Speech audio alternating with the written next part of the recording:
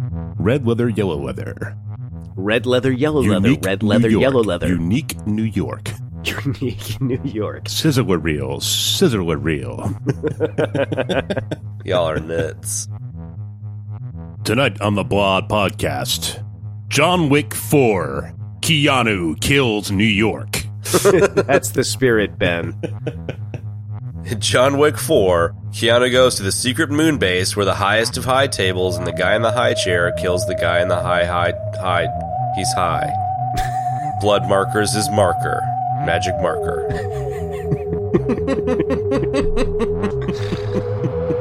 Oh my god. Broadcasting live from inside the power band, this is The Blah. In this episode, everybody dies. I'm your host, the Wolverine, along with C-Lab Forever and Jarhigo. Gentlemen. Yeah, everybody. Yo, how you doing? Chad, you can do a little better than that. Come on. Howdy, y'all. What's up, everybody? Chad sounds like Bruce Willis in the Gemini Croquettes commercial. Super green. Yeah, right? He does, dude. It's exactly what he sounds like. I'm thrilled. Cover, sweetheart. What was that? It was bad. It had nothing. No fire, no energy, no nothing. You know I have a show to run here, you know? And it must pop, pop, pop. So tomorrow from 5 to 7, will you please act like you have more than a 2-word vocabulary? It must be green, okay? Okay? Good times. Ladies and gentlemen, tonight on the Blod Podcast, special guest Ruby Rod. I like it, man. That's right, folks. This week on the Blah, we're going to be talking about the epic trilogy John Wick. I don't know about epic. It happened. You kind of jumping the gun there, calling the trilogy of John Wick epic, dude. Yeah. I don't think that I am. I feel like this is going to be the hot point content of this week's episode. Yeah. I need to be convinced that I didn't just waste like 6 hours of my fucking life. Okay. Come on, dude. Come on. Yeah.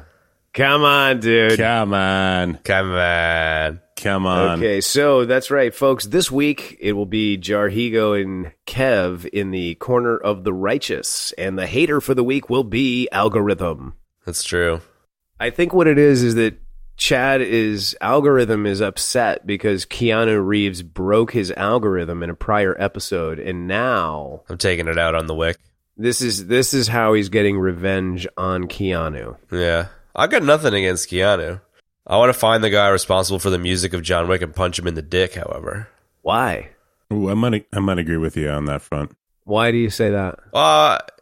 Yeah, I don't know. I'm just like, I'm not super stoked on John Wick, and I had rewatched 1 and 2 after y'all said it was good, and I was like, yeah, all right, whatever, I'll watch it again. And John Wick 1, like, we'll get into it in a little bit more detail. John Wick 1, like, I was like, what was it about it that annoyed me? And the movie itself was good, but the music annoyed the living shit out of me. It was like everyone had that kid in high school that would like draw stupid like curved sword-shaped back tattoos on his notebook and think he was a fucking artist, and would like, you know, like watch Orange County Choppers and like think he was like God's gift to creativity. And that motherfucker got the job of choosing the music for John Wick. It's just so fucking annoying. Yeah, I'm going to jump in right here and say because I went through, I watched 1, like, I don't know, last week at some point, but then I watched 2 this morning and then I watched 3. So the most cringeworthy moment of the entire thing was in John Wick 2 when he's going to assassinate, spoiler alert, he goes to assassinate, the Roman girl? Whatever. Yeah, exactly. Italian girl. But they're at this like weird concert thing going on. There's like a dude like with a laptop, and then there's a chick singing, and then there's a guy that's like playing like this like violin guitar thing or whatever. But it's clearly not even like the people doing the music. It's just like some, whatever. I don't know what the music actually is. They're like, okay, go get the caterers and throw them on stage there. We'll dub over it later. It's just that the whole performance, with that band is just so cringeworthy. There's one point where he gets up on the stage and like blows somebody's head off or something. And it's like the band doesn't even seem to notice what's going on. Yeah, like I don't know so musically that was definitely the most cringeworthy moment that I had in all of my watching. So like, you know, John Wick 1 is a decent film. Like I like the premise of it. And like it's handled reasonably well, except for the music. I think if they had changed the music, it would really have elevated the film for me. And then like so many series, whether it's television series or multiple movie series, like it just, for me, it just declines the more they make. You know, a lot of times I just wish, I get people that are obsessed about a movie and want people to make more movies, but like I think The Matrix is a good example where it came out when we were younger and it was like, holy shit, this is awesome. Can't wait for them to make some more. And then they did. And it was like, okay, never mind. Well, people, I don't know, man. I mean, my whole feeling on The Matrix is, you know, that's where they were going to go with it. And people didn't like it. And it's like, sorry, I don't know. I thought I liked this whole story. So let's just start with the first film and work our way through all three. The setup here is, and this is not, it was not predetermined, and this is not staged in any way. Chad does not like these films, and Ben and I do. Chad, begin your hatred tirade. As I was saying a second ago, like thanks for organizing things into talking about each individual film rather than having us jump all over the goddamn place for an hour. As I said, the first film I think is a decent film. I'll talk about the things that I like. I like the fact that John Wick's wife, you know, is introduced in the beginning of the thing, and then she's missing, and you don't know what's up, and you think like the classic, you know, she left him because he's an asshole kind of, you know, journey's going to happen, but it turns out that's not it. And then the dog dies because, you know, some punk ass kid comes into the scene, the Russian mobster's kid comes into the scene, Dickless Greyjoy. And fucks everything up for John Wick. And like it's a great setup. It happens quickly. There's good, you know, action, and then everyone's like, holy shit, John Wick coming back, you know, Baba Yaga or whatever. And I think like it's well handled, and it's the scope of the film is nice and tight. And I think the fact that, you know, I don't know the term for it, you might, Kev, but like the hero's journey where the character stays the same but everyone around him changes is kind of maybe more what they were going for here rather than the traditional hero's journey. So he's just this like, you know, juggernaut, immovable force kind of thing. He just comes through, and it kind of worked for me. Yeah. I don't know what that term is, but yeah, I know what you mean. But there's like, yeah, there's some, you know, writing concept that goes with that.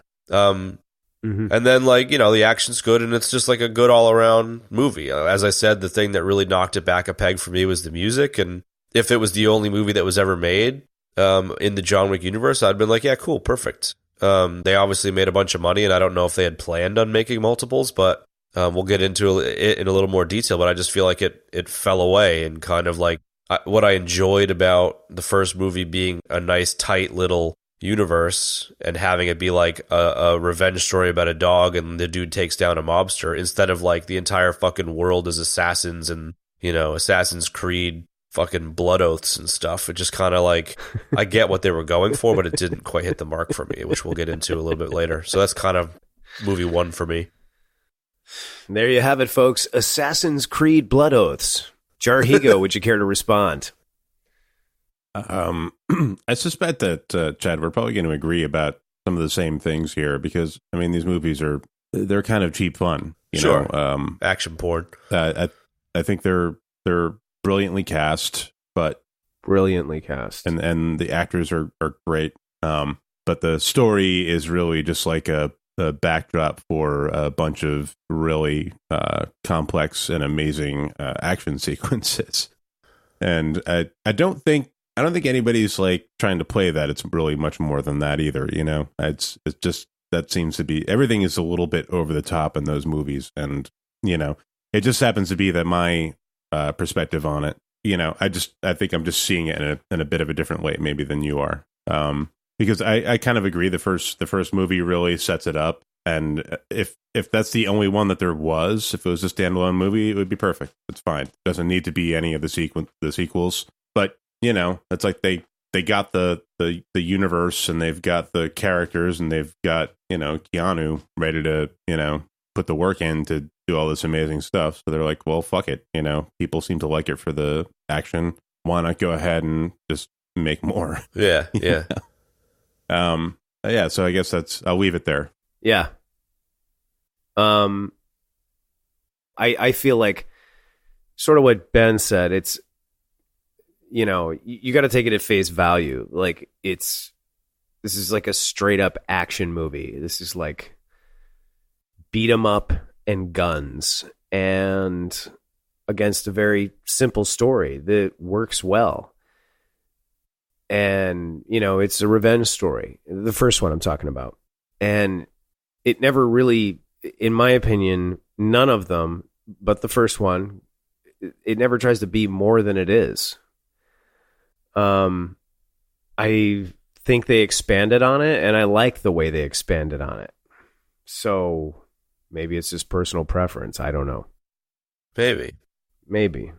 I guess it's all self-contained, and that's fine. But like, you know, the second movie, it steps away from the first movie in complexity, in the sense of like the blood oath thing, whatever it is, the marker thing, and like it's interesting that like the guy can come and it alludes to the impossible task he had to complete in the first movie, and like he has to do this thing whether he wants to or not, and what he's asked to do is, you know, highly, you know, breaks the rules, so to speak, and all this kind of lore style world building criminal underground thing. And it's interesting enough, and like it sets the movie up enough, but it just keeps getting bigger and bigger, and like especially the third one, where all of a sudden like the dude's walking into a desert until you can't walk anymore, and then almost die, and then the guy might find you, and it's just like, the fuck am I watching? You know, like I get that it's to set up the action sequence, but the bits that I liked about the first movie were the way that they wove the action sequences into an actual interesting story instead of writing a story to set up action pieces, you know? So like maybe that's where it came unstuck for me. Yeah. Let's talk about that. Because okay, yeah, let's talk about that. I'm kind of I'm sort of with you, Chad, but I'm also, one of the things I found interesting about the first movie, and one of the things that I wanted to know more about, was that like the whole world of like the Continental. Exactly. Exactly. And all of that. So, yeah, I mean, I get it. It maybe I didn't want quite so much of that, but that sort of is what the movies ended up becoming. Yeah. What they became about, you know. I don't know. What do you guys think?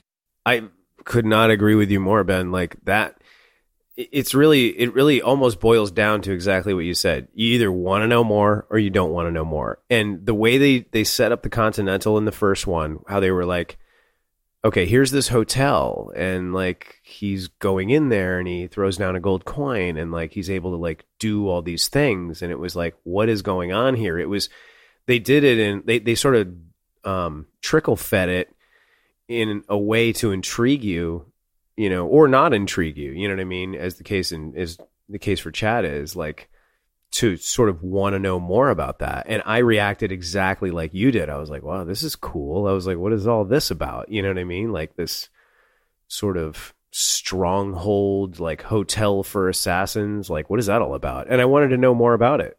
And then they let me know more about it. And I was like, this is really cool. And I dug it. Yeah. It's like I dug the idea of like this secret world that, like, you know, only these like high class assassins, you know, participate in and know about, you know, and it's like they kept escalating it. And I think it's at the end of the second movie where Ian McShane's character like, you know, whispers into his phone or whatever, like, now, and like everybody turns around. You know, it's like, what, all these fucking people are assassins? Like everybody in Central Park, you know?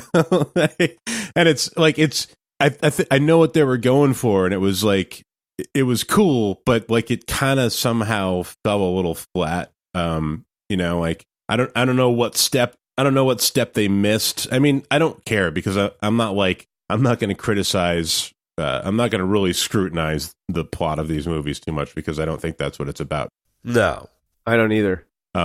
It's about the camera work and the action and all of that. But you know what I mean? Like I get it. Like it had me, and it was cool, and I still think it could be redeemed in some way, but it's like, they were going for this moment and it just kind of fell flat. Like, I don't think it landed the way they wanted it to. And it's okay if these movies stumble at times. You know, it's totally fine if they stumble. Not a big deal.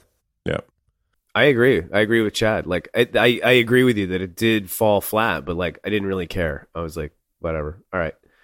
And then they didn't linger on it. They didn't linger on it forever. They were like, okay. And then we're moving, and John Wick is leaving, and like, you know, he's limping out of the park, and like, I think I want to just expound on what you said, Ben. Like, one of the things that was intriguing, and one of the things that I think is really cool about these films, is that it's told from the point of view of all of the assassins in that world. Like, this is not about like Joe, the guy that runs the newsstand on the side of the sidewalk. It's all assassins all the time. There's no, you know, there's one cop in the whole series, you know, there's like, you never. Right. And he's sympathetic to John. That's like they were on the deal too. So yeah.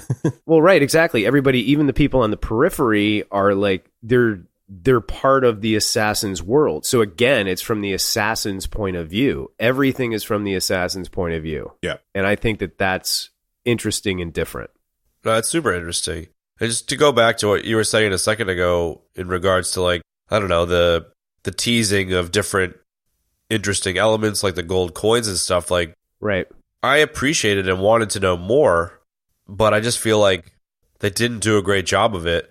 And it's not even they did a piss poor job. It's just, you know, another movie that I think is a better John Wick movie than John Wick is Constantine. It's a very similar movie. It's using existing lore, which is, you know, hell and heaven and angels and devil and the devil and all that kind of shit. And there's, you know, one man against it all, and there's a bunch of different, you know, secret fucking code words and all that kind of stuff. And there's even a bar that they go to that's neutral ground that you can't fuck things up on. Like, it's a very, very similar thing, but I feel like they handled it better. Like, Constantine's a better John Wick movie than John Wick. So, like, that's why I'm frustrated by how John Wick was handled, because, like, organized crime and assassins are such a rich space to play in. And, you know, it's okay for the movies to stumble, but I feel like they stumbled more than they were, hitting their stride. So that's maybe where my frustration lies. Fair enough. I don't agree with that. I don't think that. I think that, you know, they sort of trickle fed all that stuff with the Continental in the first film, and then in the second film, they're like, okay, we're going to give you more of that, and they're expounding on it, on the lore, but they're not making it so overly complex that, you know, you have to go read 20 volumes of a comic to understand it. You know what I mean? And like. Yeah. The focus throughout all three of them is still on the action, which I want to save and talk about the action in like its own separate segment, because that is really what these movies are all about. Like Ben was saying, I totally agree with that. Absolutely, yeah. Just to round up on that, on the lore thing from my perspective, like, I like it. I really like all of that stuff. But I feel like somewhere in there, like, I don't know, the writing just fell off. Like they missed out on some opportunities, or they tried too hard, or, you know, like, I don't know what it is, but I can't quite put my finger on it. And I wish they handled it a little better, because I really like it. Yeah. So there was an opportunity there. Yeah, for sure. Yeah, absolutely. And maybe like to tie it up a little bit from my end, like, I think the last couple minutes have really cemented for me that my problem with it is that John Wick 2 and 3 especially aren't really films as much as they are vehicles to deliver action. And maybe what I liked more about Constantine in comparison is that it had a plot that was outside of the action, and the action was kind of sprinkled on top and added a lot to it, as opposed to, absolutely, you know, it being a vehicle for the action. And I think a movie that's a vehicle for the action for me just isn't really where I'm at. And like, I'll enjoy it, like eating, you know, a candy bar or whatever. That's fine. But, you know, it doesn't make me love them. It just makes me be like, yeah, right on, whatever. The first one was the strongest of the bunch for me. Yeah. Fair enough.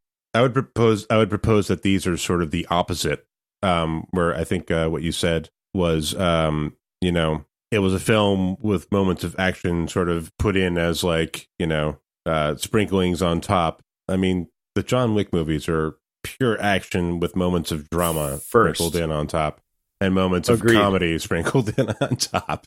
So, yeah, that's why I don't think Constantine is a good comparison, because Chad's right. Like, Constantine is exactly that. There's a great story, and there's like all kinds of cool lore and like a whole little world with like, the dude that'll like, help you, pick out your pants, and then like the other guy that'll give you a vial of magic water and all that stuff. And then, it's like the action accentuates the story.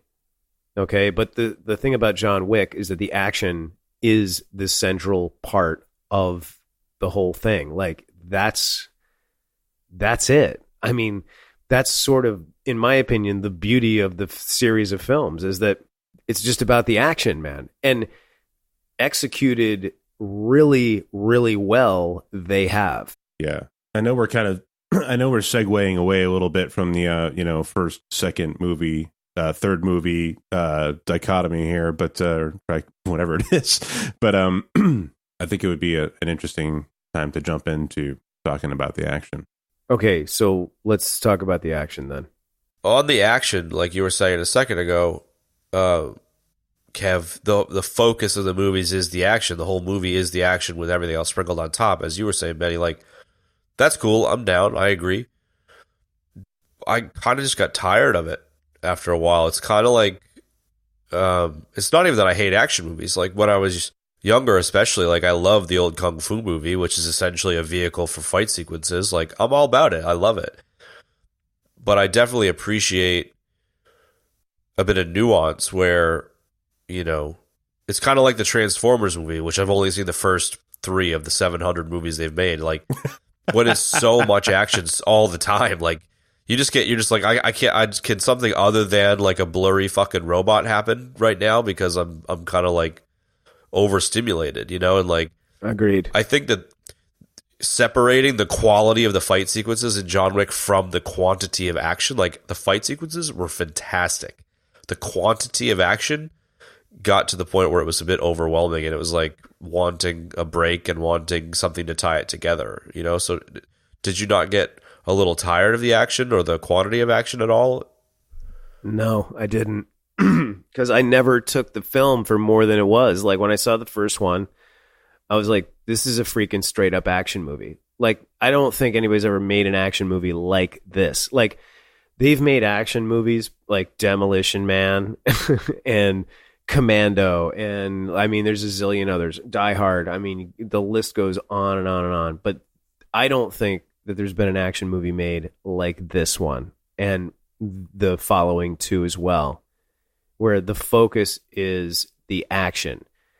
And then they realized, and this is my take on it, that they had some good lore, and they were like, we can expound on this. But even when they did do that, they didn't make the lore the locus of the movie.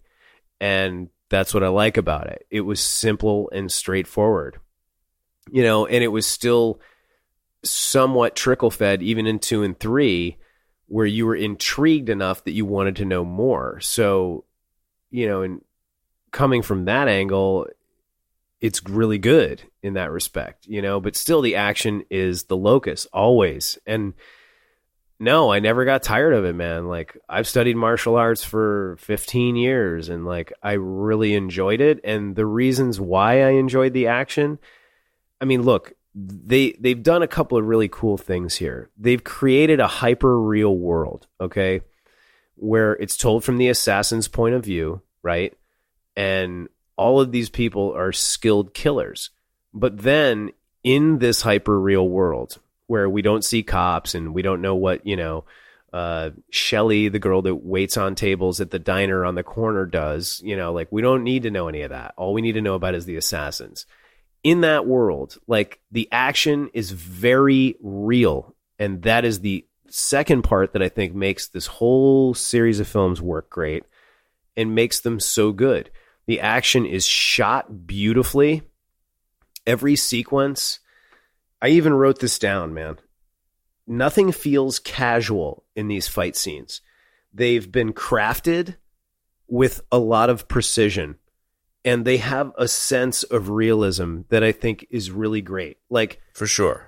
it's not like hyper dynamic shots of some guy's fist coming at the camera, and then they cut to the guy's jaw getting hit, and he goes, and then there's another cut to a shot of him flying through the wall. It's not like that. It's like straight up fighting, and sometimes like the takes are really long, and like fighting for that long, as Ben knows because he studied martial arts with me, is really hard to do, man. It's exhausting. Yeah. Once you get past about 30 seconds, like you're exhausted. Even if you're in excellent shape, I don't care what age you are, like that's really hard to do. And you don't see any of that, like, over dynamicized fight scenes. Like the fight scenes are really good. And I take particular issue with fight scenes. I watch them in movies and I'm often disappointed. I just want to tag in really quick there. Like, yeah, go ahead. I like the way they handled that because the way those fight sequences panned out. There's the one where Keanu's fighting Common, and Keanu's already like burnt out at that point. But like they did a great job of capturing like the desperation in their action. Like they're exactly you kind of believe that they're fighting for their lives there. And like it's not pretty at all. It's like they're just going full at it because they, like there's even a point where like Keanu just tries to run away, because he can't handle it. Like he's just like, no, right. I can't do this right now, right. But that's what I mean by that hyper sense of that sense of realism, man. Like you can see when he gets tired, and they don't try to hide when he gets tired. Yeah. And like all his moves aren't like so precision perfect. Like, they took 20 takes of it to make sure that it looked exactly right, when he did X move, whatever it is, from whatever martial discipline it was. Like, and it made it even more real. And that's what makes it so good. And like, I was watching that whole scene when him and Halle Berry go and they grease that dude, that high table guy in Casablanca. And like, that whole scene was like, that whole sequence was 100% gun fu with dogs. Like, so there's times when they're just doing hand to hand, and there's times when it's just bladed weapons, edged weapons. And then there's times in that scene where it's combinations of martial arts and guns, and like all those fight scenes are crafted so precisely, man. And they really knew what they were doing, and they really got the shots right as well, because one big complaint I always have about American films, with the exception of like The Matrix, and that's it, is that you can never see the bodies of the people. And then if you go and watch a Hong Kong film, like they know how to shoot fighting, so you can see the bodies of the combatants and you can see what they're doing. Like in American films, they tend to shoot that stuff way too close up, and the whole thing just gets lost in this muddled jumble of mud. Especially in the last 15 years. Yeah, yeah. Well, yeah, and the film I'm thinking of in particular, and the reason why I'm thinking of this film is because I'm a huge fan of it, is Batman Begins, which was so good. And then you get to the fight scenes, and it's like, really, man?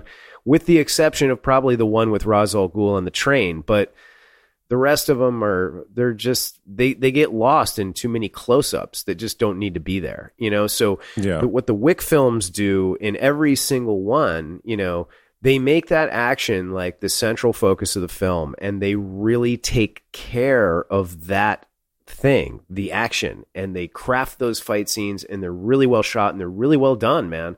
And I mean, we all watched that training video of Keanu, so we know he's legit. Yeah.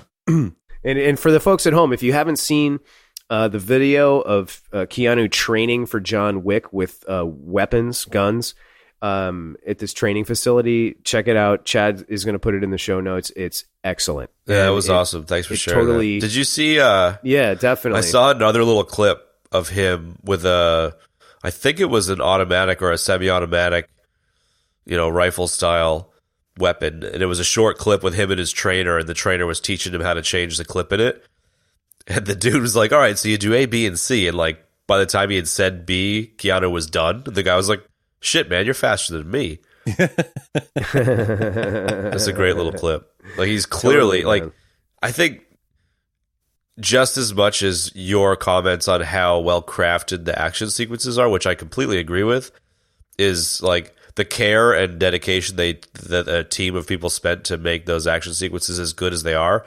The same amount of hard work Keanu put into his, like, that dude works so goddamn hard, man. It's just like totally, man. It's so impressive how hard that guy works. Yeah, it's amazing. Yeah, it really is. It really is. He's incredible. I want to touch on something that you were talking about, Kevin, and it's the way they shot the action. Okay, because I've complained to this specifically to you because we both like to watch a lot of like action movies, hero movies, and there's this trend of, like you said, they tend to film fight sequences with the camera super tight on the participants in the fight. And it's like, it's like this, the camera's shaking and they're, like they're doing stuff, and like it's meant to try and make you feel like you're in the action. I don't want to be in the action, Ben. But it misses the point. And I think the way they filmed stuff in John Wick, they got it perfect. Exactly. Dude. I don't remember exactly what fight sequence it was, because they do some jump cuts in some of the fight sequences, like they'll, switch cameras. But there was one where, like, for however long the fight was, it was one camera moving and like jumping back to like follow the action and like, looking back and forth between them, and like, but it was just back far enough and done so expertly that like it's they got right what they had been trying to do with all those other movies. Like they did it. They made you feel like you were in the fight without it being claustrophobic, and with everything being clear. With you seeing everything that's going on perfectly. Exactly. You're an observer in the fight, but you're not in the action. Yeah, exactly. Yeah, the handheld shaky cam shit has always driven me nuts. Yeah, but I think that in this scene it was something like that, but they did it really fucking well, Yeah, there's a bunch of scenes like that. It made you, it was what you said, Kev, was perfect, because it made you feel like you were sort of like a bystander, like oh shit, I got to get out of the way, like right, that kind of a thing, But that's the way it should be, Ben. You weren't in the fight, but you were like in the you were in the hall with them or something. Exactly. And you're right. You and I have talked about that ad nauseum over the years, and it's like that is my thing. So when I saw these films, like when I saw the first one, I was like, I knew right away what was the deal. Was that this is a straight up action film, and they made the action the central focus, and they did it perfectly. Yeah. But that's maybe where my gripe is that the action sequences were perfect. The choreography and everything was fantastic. And aside from the first film, which I think did a good job, like, I feel like the story did a disservice to the action, which, again, we've covered, so we don't need to cover it in great detail. But, like, sure. I just wish that the story was elevated to the point where it complemented the action a little bit better, because the action is so goddamn good.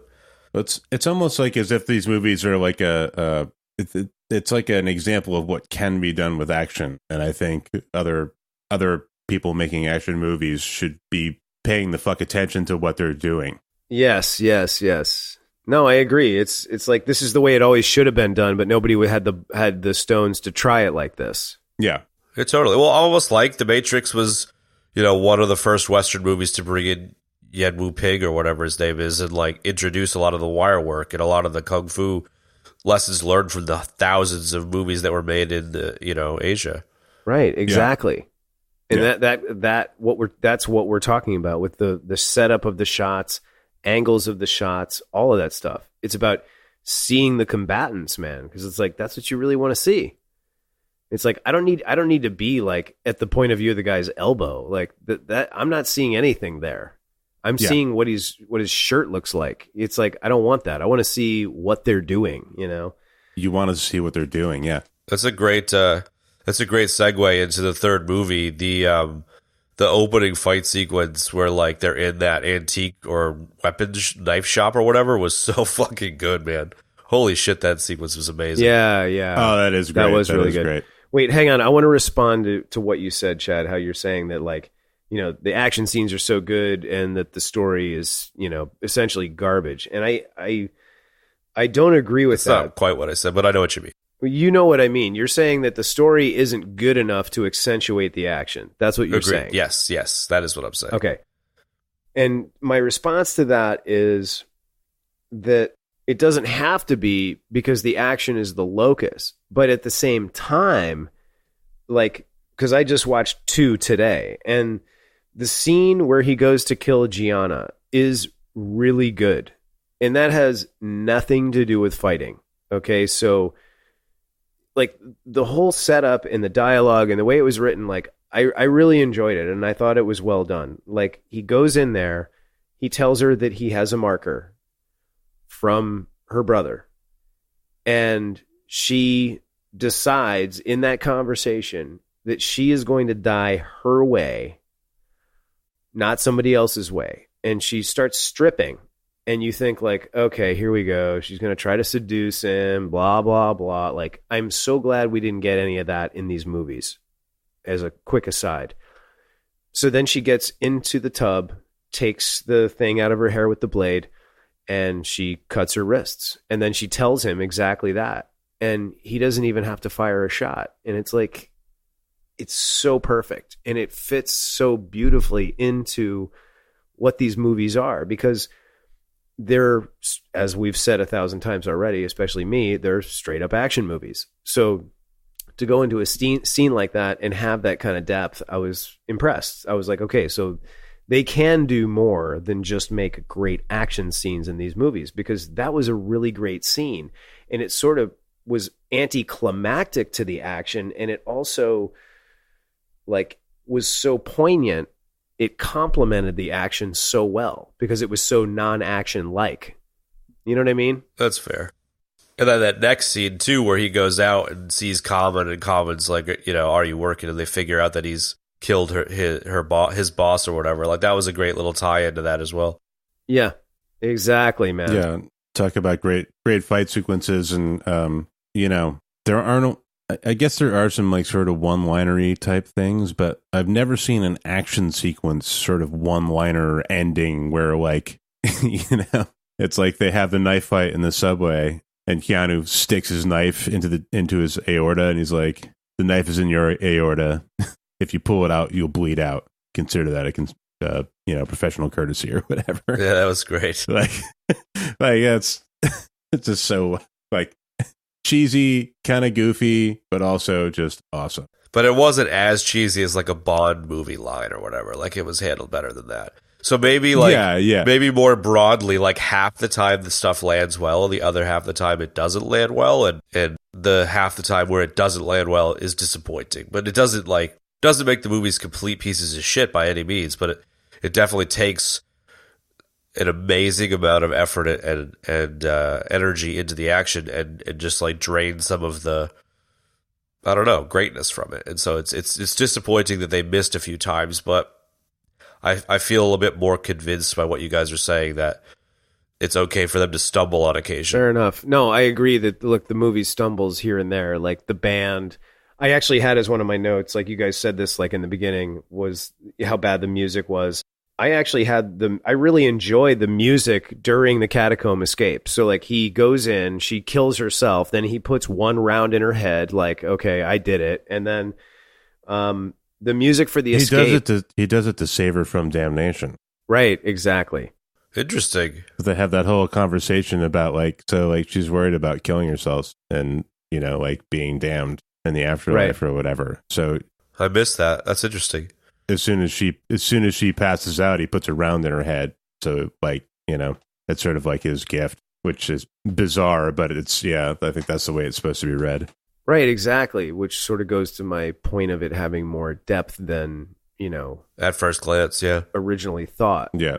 You know, but what I was going to say about the music was that, like, I had as one of my notes that I really liked the music in the Catacomb Escape. Like, I thought it was good. Like, it was like an EDM track, and I dug it, man. I thought it was good. I mean, yeah, the band was like kind of whatever. I get it, but I didn't really pay that much attention to it. It's not so much the music for me. It was the band, like the fake. I don't know if that's a real band or not, because if they're real, like, I don't know. Maybe they shouldn't be playing.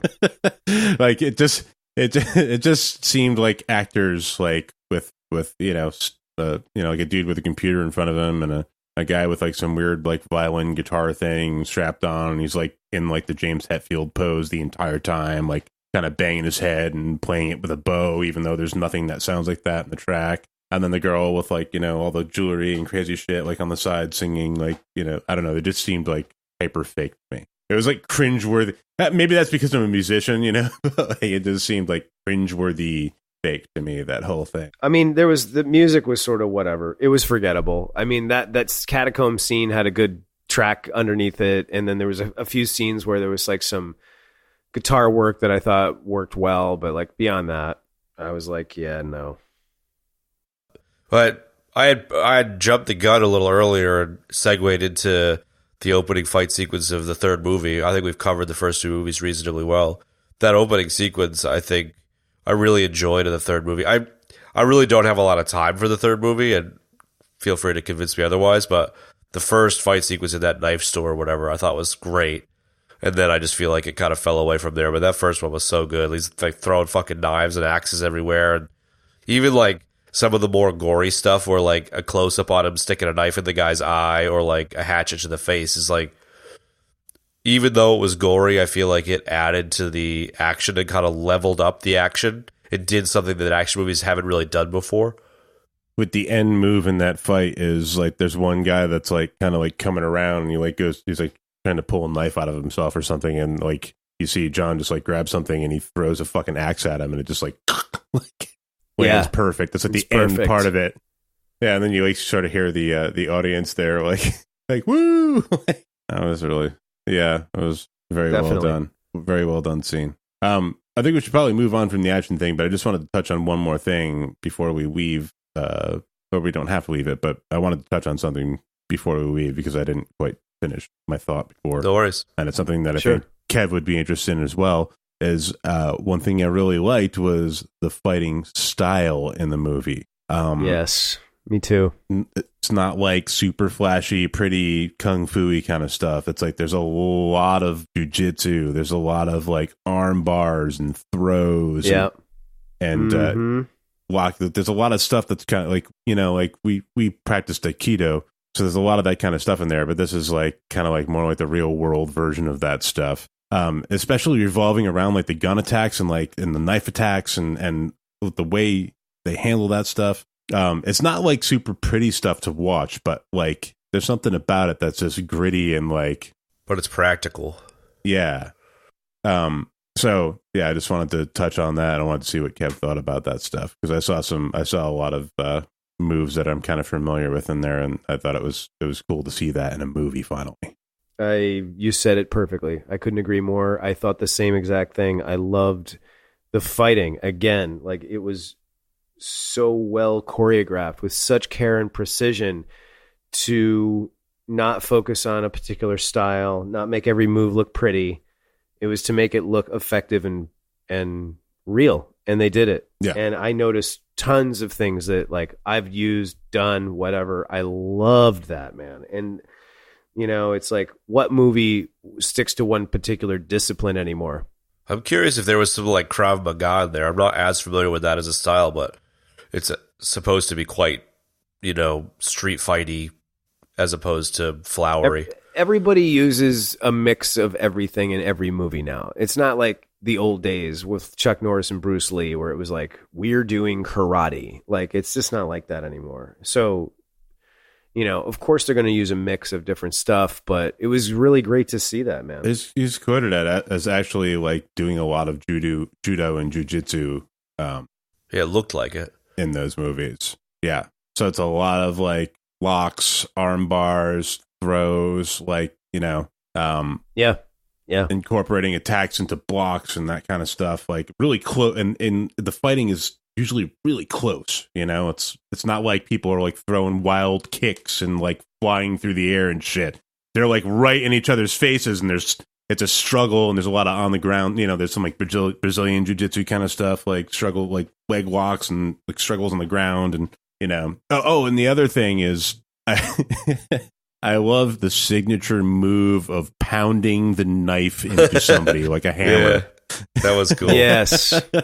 He does it like several times throughout those movies. And like, there's even one time where he like does it into somebody's skull or whatever. It's like, they're like struggling so close and tight. And he's just like, he's got the knife and he finally gets control of it. And like, it's like the last, you can see him like struggling. And then he's like, bam, bam, bam. Like hits his own hand with a knife in it and like drives it into the other person.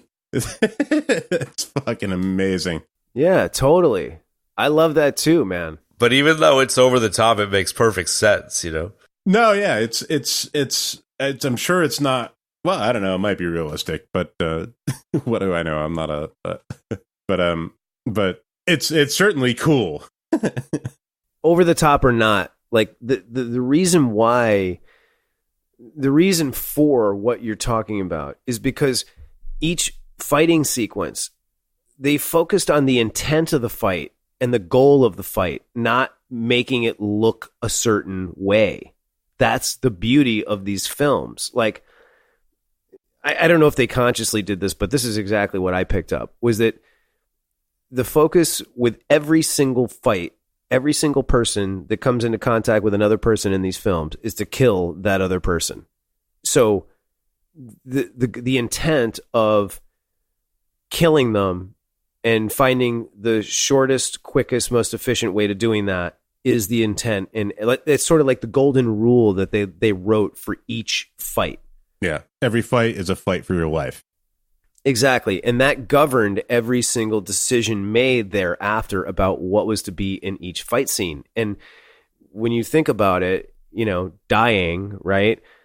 And then you think about, watch the films, like you see that as clear as day. Like there's this great scene, I wrote it down in my notes, in the second one when he's in the catacomb escape and like he's reloading the shotgun, right? So he takes the shotgun and he flips it up on his left shoulder and he's holding it with his left hand and he's reloading with his right. And this guy comes around the corner, he drops the shell, grabs his sidearm, shoots the guy twice, puts the sidearm back in and keeps reloading the shotgun.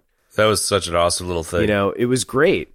And it didn't look over the top. It didn't look like John McClane, Dude, you know? What about the one where he's literally holding the guy down with the shotgun while he fucking pumps around into it to shoot him? Yeah, it's in the same sequence, Ben. I totally noticed that too. And then you can actually see the blood like fly up the wall and around him after he does that. Yeah.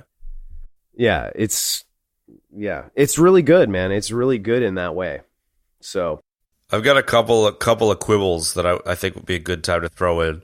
There are three things that whenever they happen in any movie make me roll my eyes and make a fart noise. okay.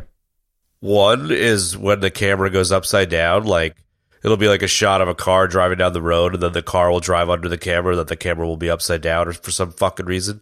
Whenever the camera is upside down in a way like that, it just drives me completely fucking crazy.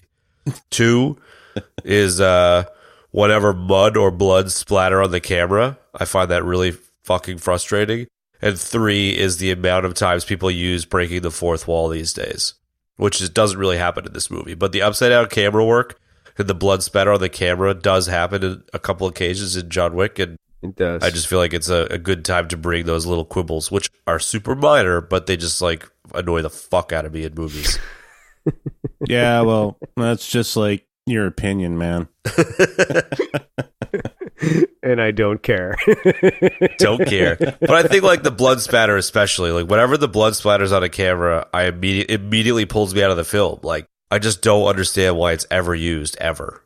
Because I think the intent is that it pulls people into the film, and I think people do get pulled into the film. I kind of agree with you. Like, I just don't care. I think it's kind of dumb, and it's like, all right, whatever. It's just gimmicky, and I think it's like, all right, it's been done.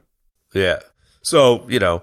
Yeah, I don't know. It's that even kind of I sort of, I mean, I don't hate it, but I sort of agree with you because that even pulls me out if I'm playing like a video game.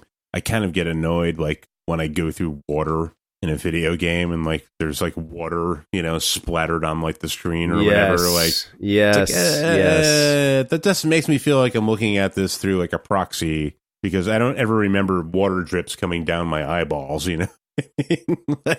Like, so it's I get it.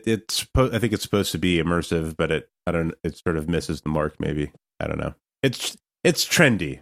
So as I said, super minor stuff, but a few little quibbles. No, and ditto with the car thing, Chad. I get it. It's like tricky camera work just to be tricky and extreme. You know, going back to last week's episode about extreme everything. Like it's what is it, the mid-90s again? Like No, like I don't need the camera work to be extreme to make me like, freak out or whatever. This is kind of, it's kind of funny that we're doing this now though, because it is pretty fucking extreme, It's like the 21st century version of an extreme movie.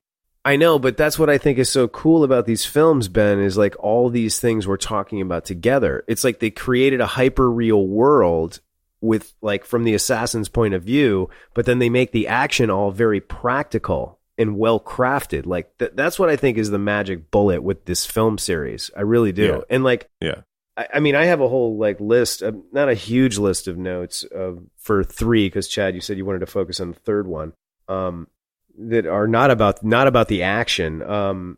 Just one thing about the action, I loved the dogs. Okay.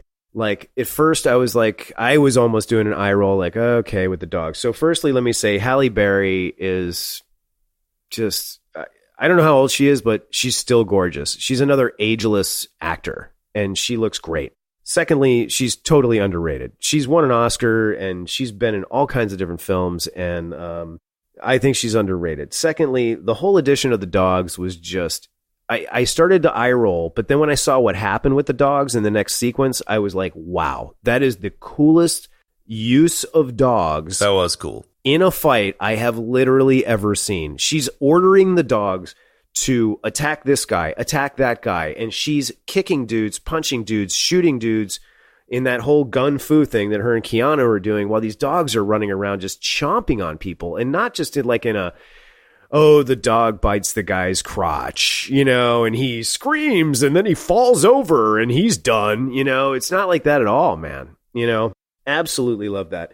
We sort of touched on this before. I love how they expounded on the lore of Wick World. I liked it, man. I mean, whatever. I dug it. One thing that I thought was really cool, we can sort of go into, well, let me save that one for last, because I only got a couple more. It's worthy of noting that Jason Mantzoukas is in this movie. Oh yeah, I was going to bring that up. And Jason Mantzoukas is Ben, you know who he is. He is TikTok John Wick, an actor. Yeah, exactly. He's an actor, and he is also the host of one of my personal favorite podcasts, How Did This Get Made, where all they do is talk about bad movies. So I love that he was in this film. And also, the last 2 things that we need to talk about are Mark Dacascos and the whole set, how they design the world and the set, because the way that the whole like Assassin's world and the high table works with all of that analog style technology is so cool. Oh yeah. Like they're all using mechanical keyboards, old style monitors. I love the whole like ladies with the pink shirts and all the tats, like. That's what I mean. Yeah, rotary telephones, like all that stuff, teletypes. They're like clacking away on like old Commodore VIC-20s and shit. Like, yeah, that whole thing is really cool. I thought that was brilliant, man. It was a real attention to detail that they paid to the film that I just thought was great. And it had and the other thing that it did was it also created a world that you're sitting there watching it going like, well, is this in the real world, or is this set in another time, or is it not? I love films that are sort of period ambiguous, and that helped make it its own thing. And I really dug that about this movie. And that was in all of the films, but I love that whole use of analog tech. You know what I mean? Yeah, it was clever. It was different than a lot of other uses for analog stuff too. A lot of times nowadays, the analog tech use tends to be like a callback to the 80s kind of kitschiness, or like Atari, Apple Computery, like, gray plastic boxes. Whereas this was kind of like Swing Nancy, tattooed, biker chick kind of thing, which I thought was pretty cool. Absolutely. It was well integrated and well executed. Or maybe like Suicide Girls is a better way to describe the like motif, like kind of goth, kind of tatted out librarians. What do you mean? All the chicks that work in the head office, you mean? Yeah.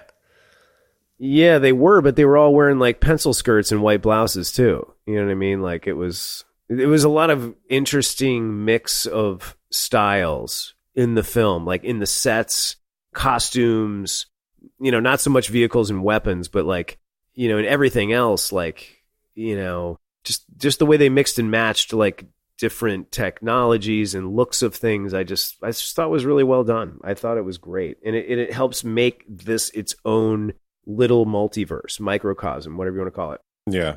I just wanted to say that I really did like the aesthetics of the movie and the way they handled a lot of things. One thing that did bother me a little bit though was massive fight sequences in glass room. Like a massive fight sequence in a room filled with mirrors. And, you know, I get it. It's kind of cool because it allows you to see the action from like different angles, but also it's like, sure, come on, this is really an art installation in like a serious museum. It looks like, you know, it looks like something you'd go like, you know, you go to like Lollapalooza or something like to like cool off or something, you know, take an Instagram photo inside. Yeah.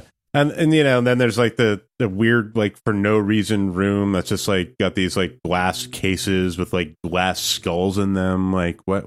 I know, that was so weird. Like, I was like, what the fuck was that room? Like why is that there? We only use this room on special occasions. It's just like you only use this room for the last fight sequence in the third movie. only when we have like disagreements inside the organization, then like, you know, it just opens these weird channels to these like bizarre glass rooms that are, you know, like like landscape weapons essentially. Well, I mean, Ben, let's not forget about the whole wall in the back of that room that's playing some, you know, weird projection of all these different patterns all over the place, you know, like all over the place. Yeah. Like what was that all about? Just because, you know. Yeah, right. Exactly. Just because. That's because. Hey, we needed another weird room in this, you know, in the Continental, and we had already done every other type of room, so we were like, hey, what about an all glass room with like a weird projection on the back wall? Oh, totally, that'll work. Perfect. Yeah, and random weird like crystal skulls in glass cases for no reason. Dude, let's not forget the crystal skulls. Totally. Speaking of great movies, right? Jesus, man, that you're right about that. I was like, yeah, no.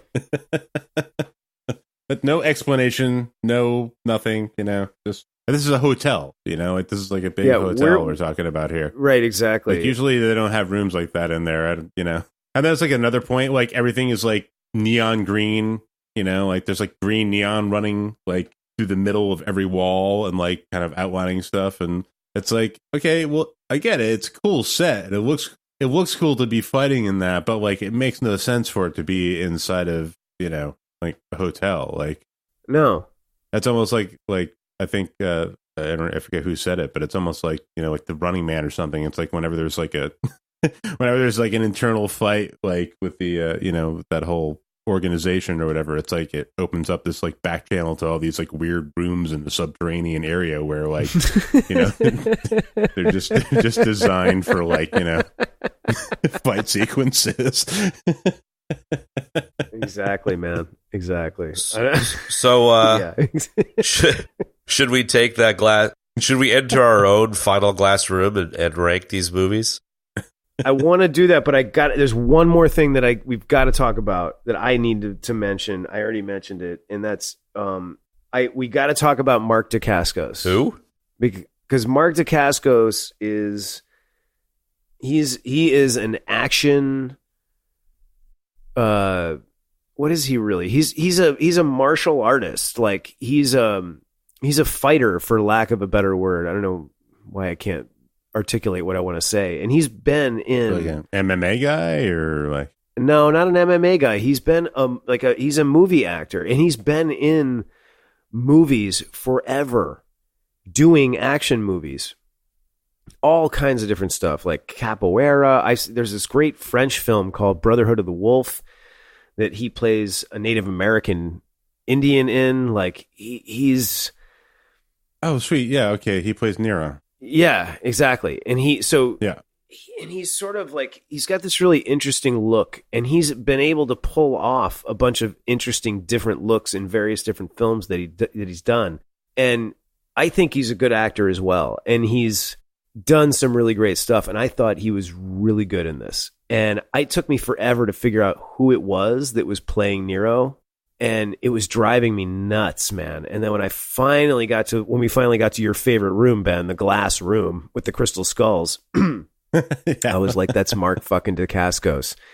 And any of you people listening to this show, look up Mark Dacascos and look up his body of film work. He does pretty much only action movies, but he does some really great stuff. So he's definitely worth checking out. And I was really psyched to see him in this film. And Only the Strong. That's all I'm going to say. Knife, mic drop. Yeah, Only the Strong. Oh, exactly. was he in Only the Strong? I love that movie. That is a so bad it's good movie. Definitely. Banana way. The Capoeira movie. Yeah, the Capoeira movie. Totally. Oh, man. Yeah. Okay. All right, and Chad, now we can rank the movie and we can talk about how we all died. No, hang on. I love this dude. I love one thing I want to say about Mark Dacascos' character is I love the fanboy stuff where he was like, totally like wanted a fucking autograph basically and was like kissing John Wick's ass, and John was just like, whatever, dude. And then at the end, he's fucking dying with a knife sticking through him. He's like, it was a good fight, wasn't it? And he's like, yeah, sure, dude. It was fucking great. Yeah. It's not very often that like the final battle guy is the dude who's so stoked to be fighting with you. I know, but even his two flunkies were like that too, because he fought his two flunkies right before he fought him, and they were like, "Oh, Mr. Wick, it's such an honor to meet you and fight you. It's such an honor to get my ass kicked by you." Right, exactly. It was like they were like, "Thank you for kicking my ass." Yeah, it was fucking great. I like that a lot. That was great. It was so great. Yeah, it was good stuff, man. It was kind of a nice little comic relief twist on like that final, super badass dude he has to fight. Yeah, for sure. Yeah. Whereas like, Ruby Rose as Ares was great, another great, oh my God, right? menacing female bad guy or bad gal, whatever, on film. Who's that? The deaf girl, the second one? Yeah. I wasn't big on that character. Nothing against the actress, but the character I was confused by. Well, whatever. I think she did a good job of just sort of being menacing on film, and her action was spot on. And it's kind of a shame that their like final fight was like, yeah, like it was like a little shit fart. Exactly. It's like it's like exactly. It's total afterthought, But yeah, well said, Ben. But I thought she was great. But so whatever. It was interesting to go in the direction of the fanboy. Yeah, it was funny. It was really funny. Yeah. Good call, Kev. All right. We're now in our own kingdom of the Crystal Skull, and it's time to rank the movies. I'm gonna rank first because I'm gonna be the bitchiest. Oh boy. Go for it. All right, so I don't know if this is like my favorite part of the show now. Go ahead. I don't know if my algorithm will be fixed or when or how it will be fixed, but at the moment I'm trying to figure out whether I like John Wick 1 more or slightly less than Demolition Man, and it's a little bit of a tough call. Wow. Because I find Demolition Man so funny. Like, it's a terrible movie, but it's just like has a special place in my heart. But I don't know. I think I'm willing to give John Wick the benefit of the doubt because, as you've argued so vehemently for, Kev, the quality of the action is just so fantastic. So yes, I did argue that well. I think half the show is just you be like, the action, man, the action. So, the action. It was like 75% of the show. Hey, man, that's what you should title this show. The action, man, the action. 75% of the show is Kev talking about the action. It's from the perspective of the assassins, okay? All right, man. Hey, just because I watched the movie and took notes doesn't mean you have to like make fun of me, okay? 75% of the time, it works every time. There you go. So, as I said, I'm gonna be bitchy. I give in the canon of all movies ever made, John Wick is a 3.8. John Wick 2 is a 2.3, and John Wick 1 is a 1.2.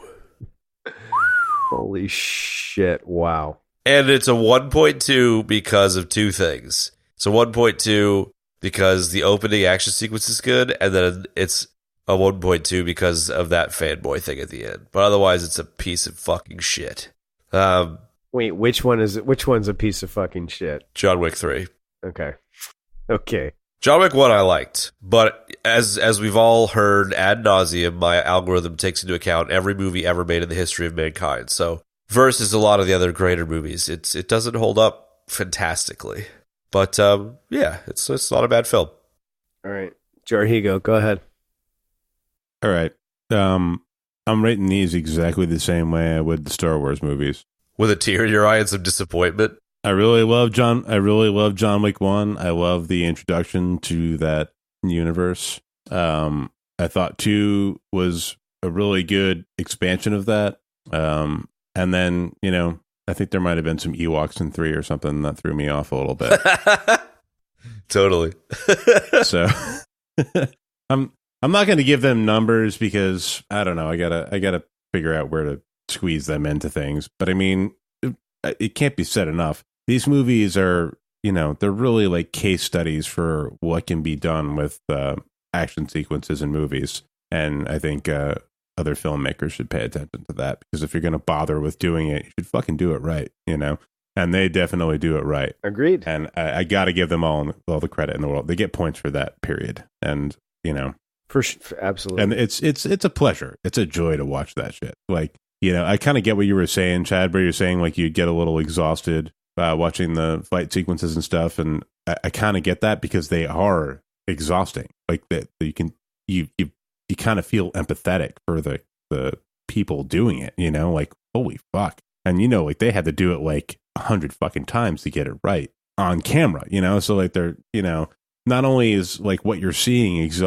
like you're exhausted for them, but like, it's, there's that much more behind it. And just the hours of work they put in to get in front of the camera to fucking do it. So they get all the points for that. But I'm given 2 the title. I like 2 because it expands the universe. It answers some of those questions. And yeah, it's my Empire Strikes Back sort of.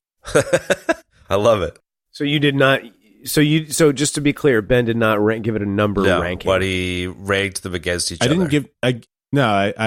It's 2, 1, 3 for me with John Wick. I like 2 the most, 1 second the most, 3 the weak. I would actually agree with that, and by but like a tight margin. Like I thought 2 was really good. I liked 1 a lot. It introduced us to the entire world. It was a straight up action movie, and I was like, this is great. And then 2 expands on the lore, and then 3 just expands on it more and sets up for another film and introduces that whole element of, well, that was actually introduced in the second one, the idea of the whole Bowery thing with Larry Fish. In fact, I was like waiting for Larry Fish to go, in for 100 years in the second one. Like from the top of that building. I was like, here we go. It's Morpheus and Neo again. What can we expect at the party, Morpheus? Machine! Exactly, man. Machine! Best piss take ever. Right? We do not, like, he's like down in the Bowery. He's like, we do not use machines. We use pigeons. Whatever. That was kind of stupid. Anyway, so like, I liked the third one, and I liked the continued expansion of the lore. The fight scenes were just as great, and nothing changed there. Like the anchor of the films, the fight scenes, was really great in the third one, and it's like, I like that one too. It just happens to be the last in line of the ones that I like. But I mean, if I was giving these movies a number ranking based on what I've said tonight, it would probably be a 7 for all 3. Like, I think they're really good. They're innovative. Like Ben said, other people should be watching these movies. In addition to the Matrix trilogy and Hong Kong films, if you want to know how to make a good action movie, period. Sure. And I'm chiming in from the back seats here. If you want to watch a good John Wick movie, Constantine. Good movie, guys. Oh my God. That comparison is not right, dude. Jesus. Constantine, folks, with my stuffed up nose. Constantine. John Constantine. It is rather fitting that my horribly stuffed up nose makes me sound like the bitchiest nerd ever. You do. Yeah, you do. All right, ladies, how did we die this week? Now you see how mean we are to each other, folks. It's great. I love the meanness. Chad, how did you die? Your freaking algorithm erupted back against you again. How did I die? I was going to chime in with this earlier, but it didn't fit in. But we all know that one of the most classic intros to a fight scene ever was in the final fight of Kickboxer with Jean-Claude Van Damme, where he dips his fists in glass and whatever else, razor blades and shit. Yeah. And you guys were talking about martial arts and how you're all like fucking ninjas. And it just immediately made me feel like I was in Hot Shots where the dude dips his fist in caramel and gummy bears. And so I came to a fight with a caramel and gummy bear fists. And got my shit pushed in. You had your shit pushed in. And that's how I died. I came to a gunfight with gummy bears and caramel sauce. Hey, man. Nice training day, nice training day drop. Oh my god, that's so funny, man. That's one of my favorite scenes in any movie. It's Charlie Sheen dipping his hands into like Jimmy's and like chocolate chips.